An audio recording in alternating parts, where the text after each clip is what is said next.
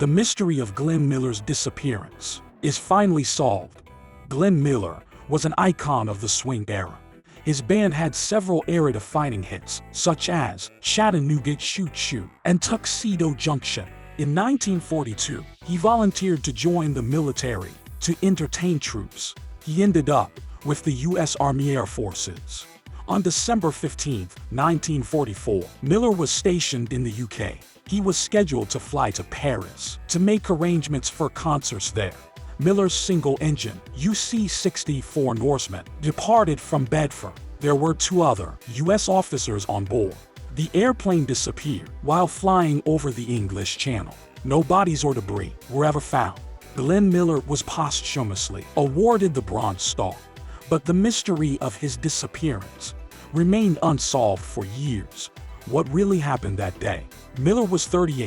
In 1942, too old to be drafted, he signed up out of patriotism. There might have been another reason. Younger musicians in his band may have been drafted.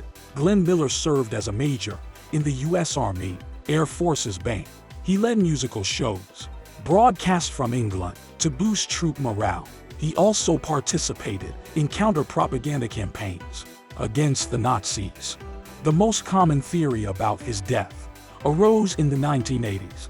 138 planes were returning from an aborted Allied bombing raid. They disposed of their bombs over the English Channel. The theory is that one hit Miller's plane, causing it to crash. A plane was indeed destroyed by one of the bombs. However, the timing is wrong for it to have been Miller's Norseman. Only in the 21st century did another explanation appear. Dennis Sprague is a senior consultant to the Glenn Miller Archive. He examined long-overlooked military documents.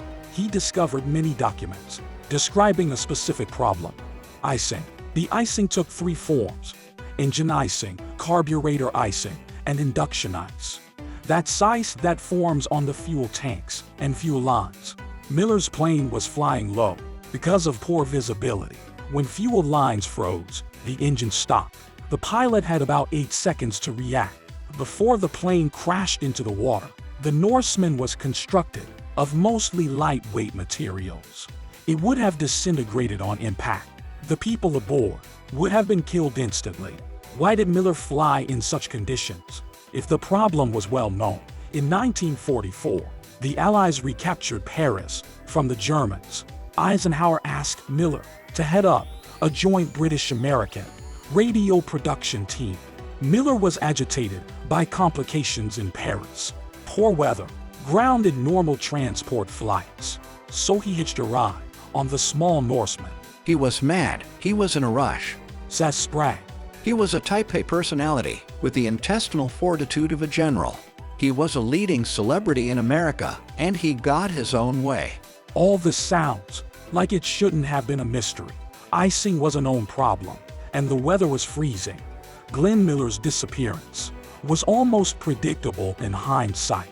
But the next morning, December 16th, the Germans launched a counteroffensive. It became known as the Battle of the Bulge.